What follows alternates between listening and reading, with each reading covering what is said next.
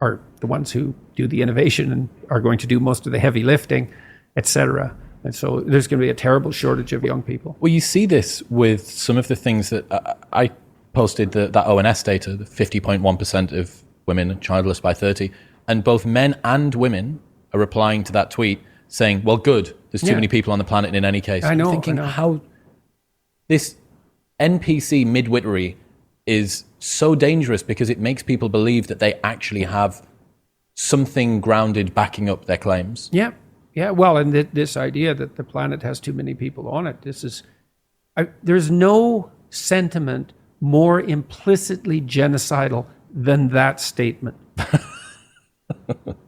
So what do you mean too many people?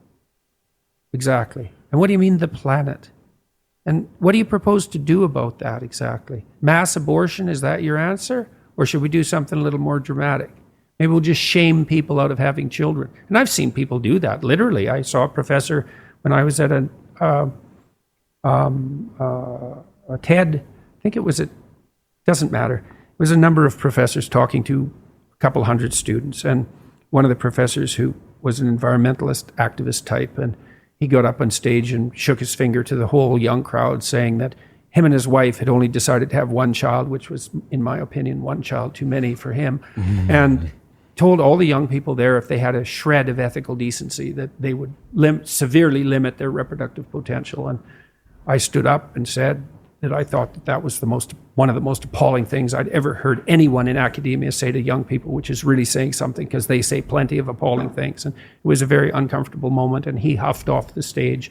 But, in a frenzy, talking about how you couldn't talk about such things without being pilloried on ethical grounds. And yeah, that's for sure. You come out as a emissary of the academic establishment. You tell young people that humanity is so corrupt that they should seriously consider not propagating, because that violates the deepest of ethical norms, and you think that's a good thing and that that's your right. And it was just beyond comprehension. It's beyond comprehension, but it's associated with like a deeply rooted existential self-hatred.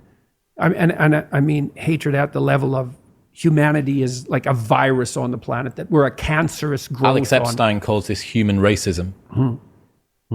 Right. And it's that. Yeah, well, we're a cancer on the planet, unchecked growth, just like a cancer.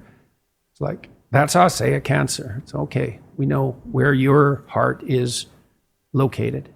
Because what's the implications for a doctrine like that? What do you do with the cancer? Cut it out. Yeah, that's for sure. Poison it or whatever. There's nothing you don't do to a cancer. So you're going to use a metaphor like that? There's too many people on the planet. You're going to use a metaphor like that? And then you're going to also decide that you're virtuous while you're using it, because you're on the side of the planet, whatever the hell that means.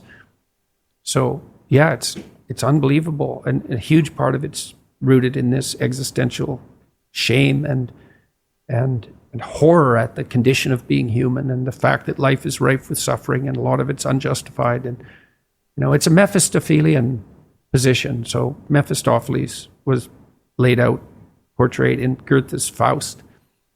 That's the story of a man who sold his soul to the devil for knowledge.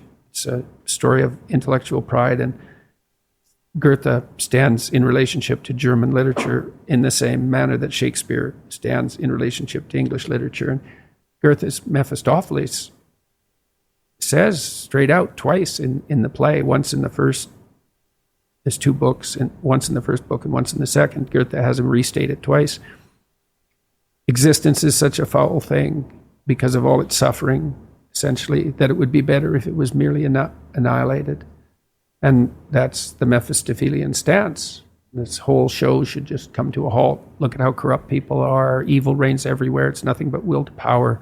We're destroying the planet with our unchecked ambition, all of it rooted in greed and Machiavellianism and jockeying for position. And we're so contemptible that we should just roll up and die.